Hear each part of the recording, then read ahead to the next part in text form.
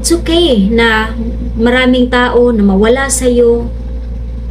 As long as hindi ikaw yung nawawala sa sarili mo. You always with yourself. You always with your thoughts and goals and whatever you want in your life. Basta kasama mo ang sarili mo, it's okay. It's okay. You have to choose yourself. It's okay na wala kang kaibigan. It's okay na maraming mga tao na ayaw yung gusto mo, ayaw nila yung ginagawa mo. It's okay. You have to be yourself. You have to be your own version na gusto mo mangyari sa iyong buhay.